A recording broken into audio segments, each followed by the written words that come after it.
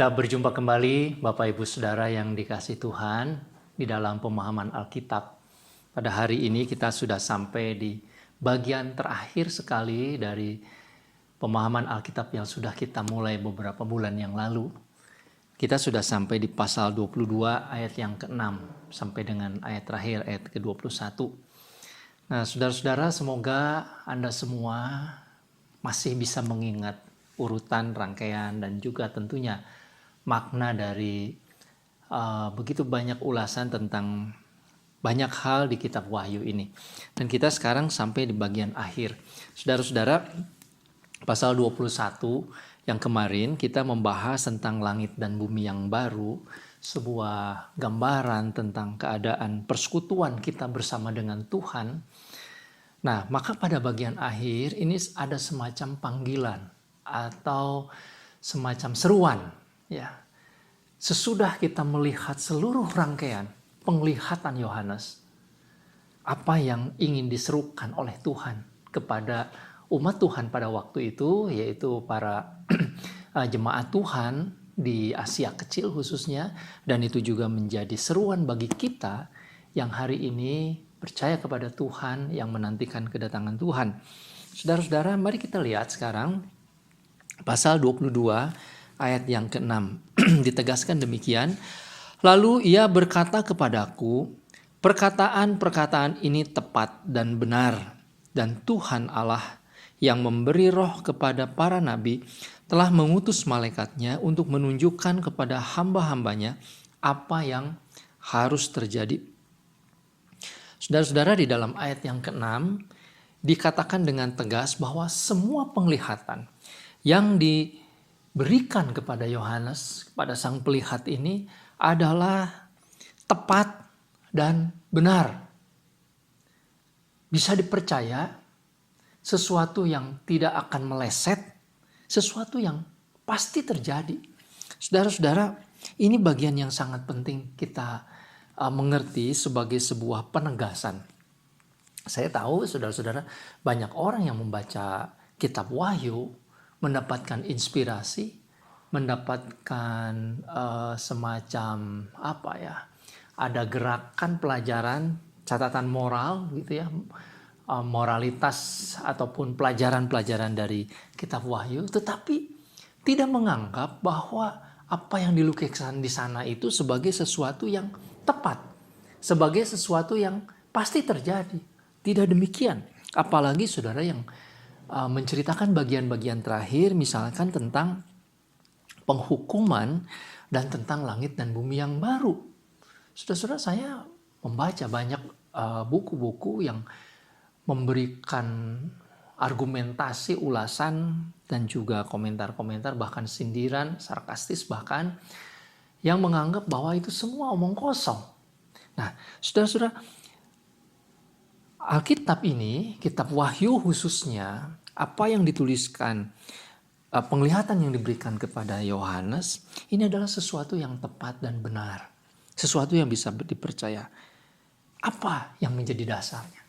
Saudara, yang menjadi dasar paling utama, sebagaimana yang dikatakan di dalam kitab Wahyu yang pertama. Kita ingat, kalau kita mau balik lagi, kilas balik saudara-saudara, kitab Wahyu itu menampilkan wajah Yesus, menampilkan pribadi Yesus.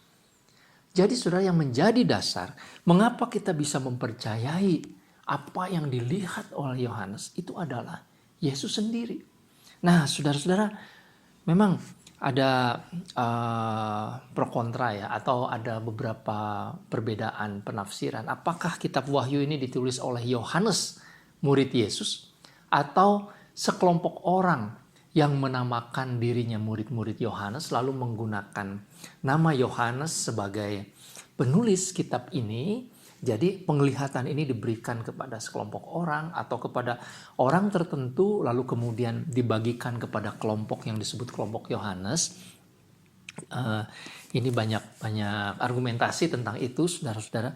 Tetapi siapapun yang menerima bagian ini, penglihatan ini, apalagi kalau itu adalah betul Yohanes murid Yesus, saudara-saudara, maka mereka ini adalah saksi-saksi mata, murid-murid langsung pernah melihat langsung, pernah berjumpa langsung, pernah mendengar langsung Tuhan Yesus. Sehingga saudara-saudara, apa yang mereka lihat dan mereka alami hidup bersama dengan Tuhan, itulah yang menjadi dasarnya. Saudara-saudara, Tuhan Yesus bukan hanya membuat banyak mujizat, bukan hanya berkata-kata seperti atau mempunyai kuasa Allah. Dia adalah pribadi Allah sendiri yang berfirman, sama seperti firman yang disampaikan ketika Tuhan Allah menciptakan langit dan bumi. Firman itulah yang disampaikan ketika dia mencelikan mata orang, ketika mengampuni orang, menghapuskan dosa orang lain. Saudara-saudara, firman itulah yang sama. Dan itu yang dilihat, saudara-saudara. Tetapi bukan itu saja. Tuhan Yesus juga adalah penggenapan dari seluruh nubuat kitab para nabi. Mulai dari kelahirannya sampai kepada kematiannya. Bahkan begitu banyak metafor, banyak ilustrasi, banyak gambaran-gambaran, simbol-simbol yang merujuk kepada karya Tuhan Yesus. Dan Tuhan Yesus menggenapi semuanya sebagai sang anak domba Allah yang mati disalibkan, yang bangkit lagi, kemudian dia naik ke surga pada siang hari, saudara-saudara, disaksikan oleh begitu banyak orang. Maka saudara-saudara, apa yang mereka lihat, apa yang mereka alami, apa yang mereka dengar, dan begitu banyak saksi pada waktu kitab ini ditulis, katakanlah sekitar tahun 80-an, masih banyak orang yang hidup yang menyaksikan Tuhan Yesus. Bagaimana mungkin begitu banyak bukti-bukti, begitu banyak saksi-saksi, saudara-saudara, yang menunjukkan pribadi Yesus itu siapa? Dia adalah anak Allah. Maka ketika Yesus berfirman bahwa dia akan datang kembali, itu sebagai poin paling penting dari kitab Wahyu, saudara, di bagian yang terakhir, maksud saya, bahwa dia akan datang kembali, tidak mungkin tidak. Ini adalah sesuatu yang pasti, sesuatu yang tepat dan benar, meskipun kita belum mengalaminya. Jadi saudara-saudara, kalau kita percaya kepada sesuatu, kita harus punya dasar. Ya. Bukan hanya percaya kepada janji. Saya heran kadang-kadang, saudara-saudara, banyak orang yang meragukan perkataan Tuhan Yesus, padahal bukti dan saksinya begitu banyak, tetapi justru percaya kepada hal-hal yang lain, yang tidak bisa memberikan kepastian. Nah, saudara, di dalam hidup ini, di dalam pengalaman kita, saudara-saudara, kita sebetulnya lebih banyak percayanya daripada meminta buktinya. Dalam perjalanan hidup kita, saudara, dari waktu ke waktu, bukankah kita banyak sekali, ya sudah, tanpa berpikir kita percaya. Kita bertanya kepada orang, kita duduk di satu kursi tertentu, itu semua, saudara-saudara, tanpa kita sadar kita percaya bahwa tidak akan terjadi sesuatu. Saudara membayar klaim asuransi misalkan, ya, dan lain sebagainya. Saudara-saudara, kita tidak mempertimbangkan sampai sedemikian rupa, meragukan sehingga kita tidak berbuat apa-apa. Saudara, begitu banyak orang yang hanya karena percaya kita bisa menjalani hidup. Saudara-saudara, coba bayangkan kalau kita segala sesuatu kita analisis, bahkan kita meragukan pikiran kita meragukan hati nurani kita. Bagaimana? Saudara, kita percaya bahwa otak kita berpikir. Kita percaya bahwa kita dilahirkan pada tanggal sekian, pada jam sekian. Kita percaya tanpa harus mempertanyakan, saudara, banyak hal di dalam dunia ini. Maka, saudara-saudara, ketika Tuhan Yesus mengatakan tentang kedatangannya yang kedua, tentang kehadirannya nanti untuk menjemput orang-orang percaya, itu adalah sesuatu yang tepat dan benar. Kita lanjut, saudara-saudara, di ayat yang ke-7. Ini adalah bagian yang kedua, hal yang perlu kita mengerti. Sesungguhnya aku datang segera. Nah, saudara, ini perkataan Tuhan Yesus langsung. Sesungguhnya aku datang segera, dan diulang itu di dalam ayat 12 juga. Sesungguhnya aku datang segera. Lalu ayat yang ke-20. Ya, aku datang segera. Saudara-saudara, Tuhan Yesus mengatakan secara langsung pada bagian ini bahwa dia akan datang segera. Apa maksudnya aku datang segera, saudara-saudara? Apakah segera itu pada waktu itu merujuk kepada misalnya pada waktu itu sekitar tahun abad pertama, tahun 80-an, tahun 90-an, datang segera itu berarti beberapa tahun lagi. Banyak orang menganggap demikian. Jadi Tuhan Yesus akan datang lagi segera sesudah dia naik ke surga. Nah, tetapi saudara-saudara, kita perlu memperhatikan bahwa di dalam beberapa bagian Alkitab ada ayat-ayat dan juga bentuk-bentuk perbuatan ya yang menunjukkan bahwa nampaknya pengertian datang segera itu bukan menunjuk kepada waktu tertentu datang segera. Saudara-saudara, misalnya Tuhan Yesus sendiri tidak pernah mengatakan dia datang pada tahun berapa misalkan. Bahkan Tuhan Yesus mengatakan hanya Bapa yang tahu ketika hari kedatangan Sang Anak. Kemudian saudara-saudara, Tuhan Yesus dan juga para rasul menasehatkan orang-orang percaya untuk berumah tangga, untuk hidup di dalam dunia ini secara normal. Artinya saudara, tidak ada sesuatu yang mendesak sekali yang harus disiapkan segera, sampai-sampai misalkan membentuk keluarga juga harus ditunda atau lebih baik tidak usah. Tidak ada perkataan demikian. Kemudian saudara-saudara, kalau kita membaca beberapa perumpamaan Tuhan Yesus di pasal 25 misalkan ya, sangat jelas saudara-saudara bahwa di dalam perumpamaan-perumpamaan itu ditunjukkan bahwa kedatangan Sang mempelai laki-laki, kedatangan Tuhan Yesus itu memang tiba-tiba tanpa diketahui, tetapi ada waktu harus menunggu. Sehingga orang-orang tuh harus sabar menunggu. Jadi saudara-saudara, mengatakan segera itu bukan setahun 2 tahun, atau mengatakan segera itu berarti misalkan satu tenggat waktu yang kita bisa mengerti secara panjang waktu pada saat sekarang.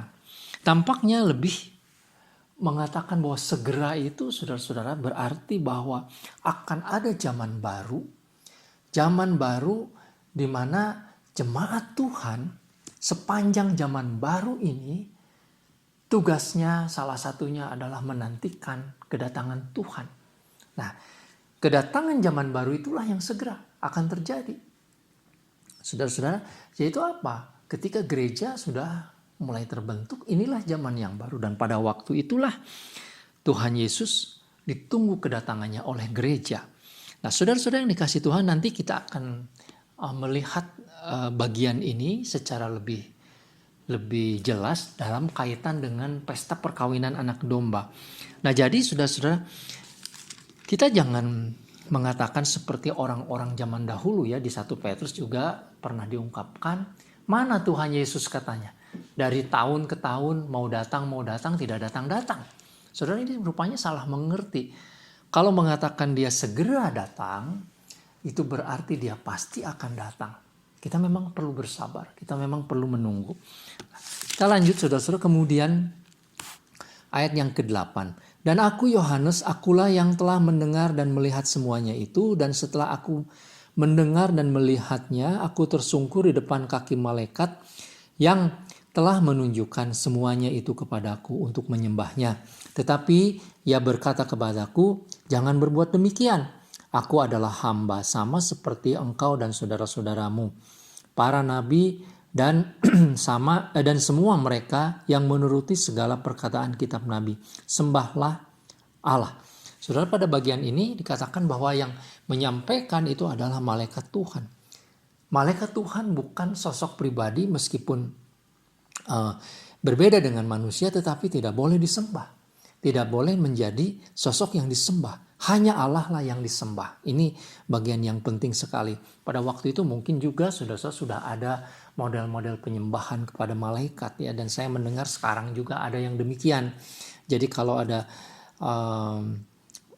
makhluk-makhluk supranatural itu disembah-sembah, saudara. Nah, ayat yang ke-10. Ini hal yang penting kita perhatikan. Lalu ia berkata kepadaku, jangan memeteraikan perkataan-perkataan nubuat ini dari kitab ini, sebab waktunya sudah dekat.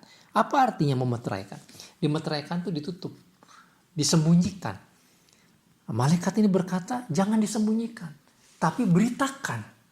Apa yang kamu lihat itu jangan menjadi sesuatu teka-teki, tetapi disampaikan saja. Beritakan kepada gereja. Itu sebabnya saudara kitab ini kemudian diberitakan kepada gereja.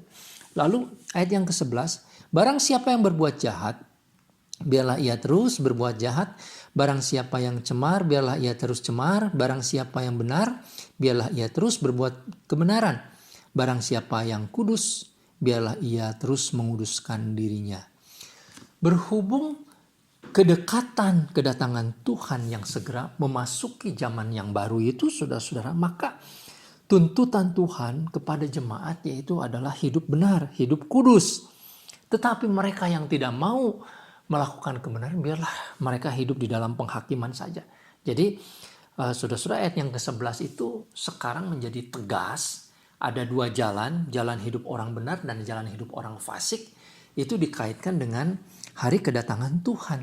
Mendekati hari kedatangan Tuhan, maka semakin jelaslah saudara bentuk-bentuk kehidupan yang taat kepada Tuhan, yaitu hidup di dalam kebenaran, tetapi yang fasik hidup di dalam kejahatan. Nah, sudah tadi ayat 12 kita sudah baca bahwa Tuhan akan datang segera dan dia membawa upah untuk membalaskan setiap orang menurut perbuatannya. Ya, ada upah yang akan diberikan. Yang menjadi dasar ayat 13 adalah karena dia Alfa dan Omega, yang pertama dan yang terkemudian, yang awal dan yang akhir. Ayat ini sudah atau perkataan ini, sebutan ini tentang dia sebagai yang awal dan yang akhir, Alfa dan Omega ini sudah diulang berkali-kali, saudara. Menunjukkan bahwa atau menegaskan bahwa dialah yang pertama menjadikan segala sesuatu dan dia juga yang akan mengakhiri segala sesuatu. Maka dia adalah Sang Ilahi. Dia adalah pribadi yang bisa dipercaya karena seluruh sejarah itu ada di dalam tangannya. Maka saudara-saudara, berbahagialah mereka yang membasuh jubahnya, ya, membasuh dengan darah Tuhan Yesus itu, yang percaya kepada Tuhan. Mereka ini akan mendapatkan hak atas pohon-pohon kehidupan, akan beroleh kehidupan, akan masuk di dalam pintu gerbang kota, bersekutu bersama dengan Tuhan. Tetapi sebaliknya, saudara-saudara, mereka yang hidup di dalam kejahatan yang disebut anjing-anjing, tukang-tukang sihir, orang-orang sundal, pembunuh, penyembah-penyembah berhala, dan setiap orang yang mencintai dusta dan yang melakukannya, mereka tinggal di luar, tidak mendapat bagian dari kehidupan bersama dengan Tuhan. Ayat 16, Aku, Yesus, telah mengutus malaikatku untuk memberi kesaksian tentang semuanya ini kepadamu. Bagi jemaat-jemaat, aku adalah tunas, yaitu keturunan Daud, bintang timur yang gilang gemilang. Ya, ditegaskan kembali bahwa Tuhan Yesus yang mengutus malaikat untuk berbicara. Maka Tuhan Yesus, saudara-saudara, itu disebut sebagai keturunan Daud dan bintang timur yang gilang gemilang. Nah, saudara-saudara, bintang timur gilang gemilang ini nubuatan, saudara bisa lihat itu misalkan di dalam kitab Yesaya, ya, pasal 11 tentang keturunan Daud, Yesaya 11 ayat 1 dan ayat 10. Juga saudara di dalam kisah Bileam itu disebutkan juga tentang bintang timur. Nah, saudara, sekarang saya ingin masuk kepada bagian yang cukup penting. Roh dan pengantin perempuan itu berkata, marilah, dan barang siapa yang mendengarnya, hendaklah ia berkata, marilah. Dan barang siapa yang haus, hendaklah ia datang. Dan barang siapa yang mau, hendaklah ia mengambil air kehidupan dengan cuma-cuma. Saudara, di bagian ini dikatakan bahwa pengantin perempuan, yaitu jemaat bersama dengan roh Tuhan, mengatakan marilah. Marilah apa, saudara-saudara? Nah, kita harus mengerti ini adalah sebuah gambaran tentang konteks pernikahan atau pertunangan, ya, orang-orang Yahudi. Saudara-saudara, di dalam budaya orang-orang Yahudi dalam perkawinan, pengantin perempuan itu menunggu kedatangan pengantin laki-laki. Karena itu, saudara-saudara, karena gambaran ini yang dipakai pada saat kedatangan Tuhan, maka kita gereja sebagai pengantin perempuan juga menunggu sang pengantin laki-laki. Itu yang juga terjadi kepada gereja. Bukan pengantin yang perempuan yang mendatangi, tetapi pengantin laki-laki yang mendatangi. Nah saudara, karena itu, maka kalau kita ditanya, apa yang dilakukan gereja pada saat ini? Yaitu menantikan kedatangan Tuhan sambil hidup di dalam kebenaran dan kekudusan, memuliakan Tuhan. Karena persekutuan yang erat itu seperti sebuah pernikahan, sebuah perkawinan. Itulah persekutuan dengan Tuhan selama-lamanya di dalam kekekalan. Saudara-saudara, itu sudah diulang-ulang digambarkan di pasal 21 juga tentang langit dan bumi yang baru. Jadi saudara-saudara, gambaran ini menegaskan kepada kita bahwa gereja Tuhan memang harus menunggu di dalam kehidupan yang suci, ya bagaimana sebagai seorang pengantin yang penuh dengan kerinduan, penuh dengan cinta, menunggu kedatangan sang mempelai laki-laki. Nah, bagian terakhir, saudara-saudara, ayat penutup, lalu sang penulis ini, Yohanes, ini menegaskan sebuah kata-kata yang cukup tegas ya.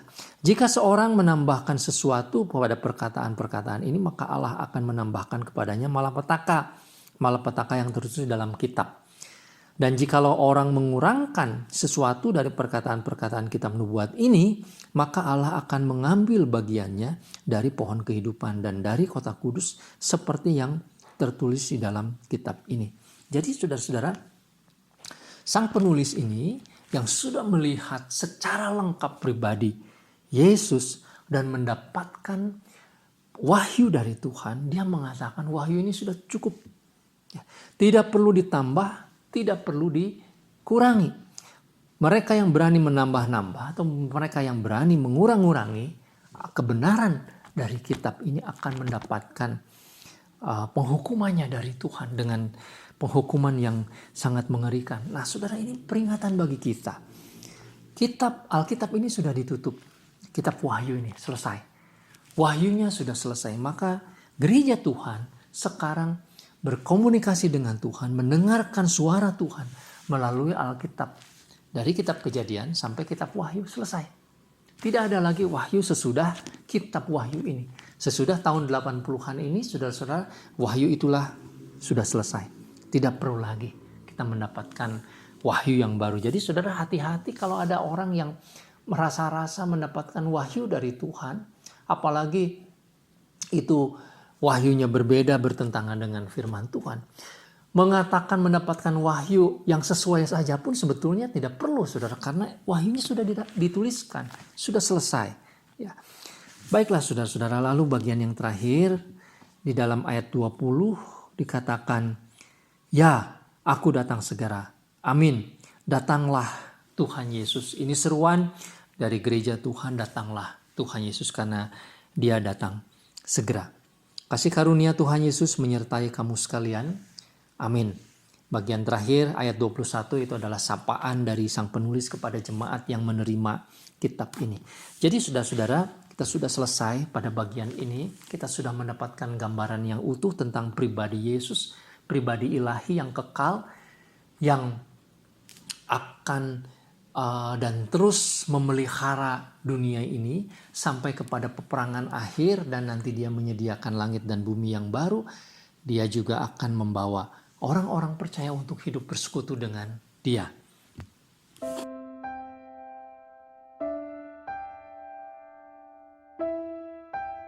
Nah, saudara-saudara, karena kitab Wahyu sudah selesai, maka pada minggu depan kita akan memulai kitab yang lain untuk menjadi bahasan dari pemahaman Alkitab.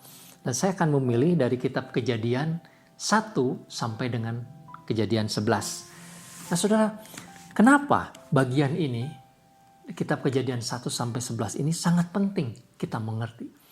Sangat penting kita pahami dan kita yakini, kita percaya. Saudara-saudara, di dalam Kejadian 1 sampai 11 itu diceritakan hal-hal yang mendasar tentang asal mula segala sesuatu. Bahkan saudara-saudara, mulai dari pasal 1 kita sudah diperkenalkan dengan pribadi Allah Tritunggal. Ini yang paling penting. Siapa Allah Tritunggal itu? Kemudian saudara-saudara, kita juga bisa mengerti tentang alam semesta ini. Alam semesta tempat kita hidup.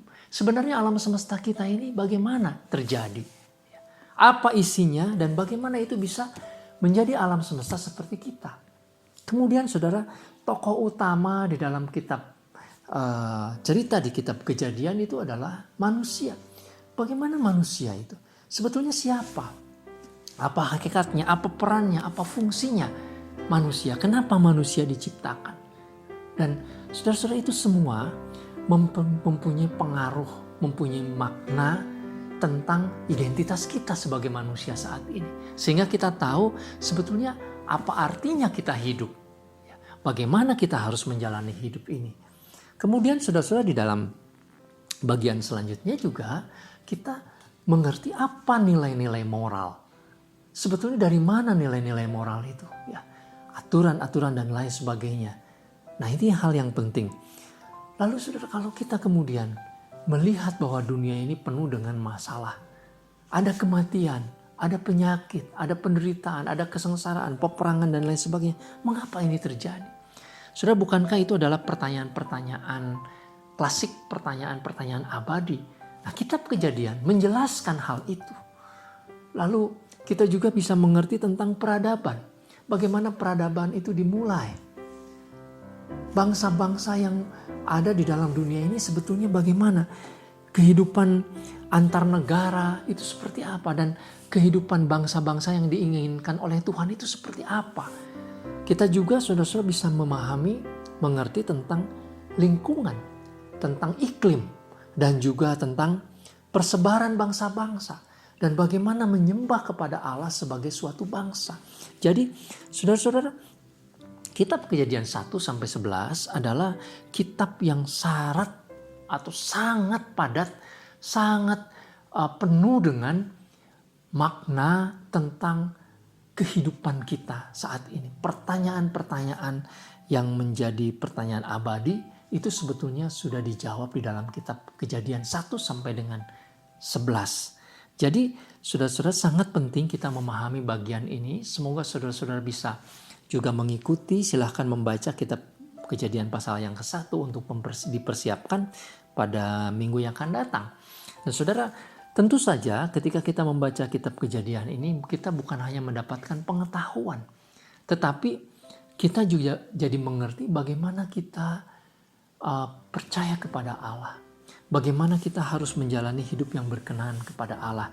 Pada akhirnya itu yang harus menjadi bagian penting di dalam pemahaman Alkitab. Ya, semoga saudara-saudara tetap bersama kita mempelajari bagian firman Tuhan. Tuhan memberkati. Mari kita berdoa. Bapa di surga, mohon berkat-Mu. Kami sudah mempelajari kitab Wahyu. Biarlah itu bukan menjadi pengetahuan saja, tetapi sungguh-sungguh menjadi iman percaya kami. Sebagai jemaat Tuhan, kami menantikan kedatangan Tuhan yang segera. Dan Tuhan, tolong kami persiapkan untuk belajar lagi firman Tuhan pada minggu yang akan datang. Kami mohon berkat-Mu untuk seluruh jemaat Tuhan, untuk seluruh jemaat yang mengikuti pemahaman Alkitab ini. Kami mohon berkat-Mu. Di dalam nama Tuhan Yesus kami berdoa. Amin. Tuhan Yesus memberkati. Sampai berjumpa minggu yang akan datang.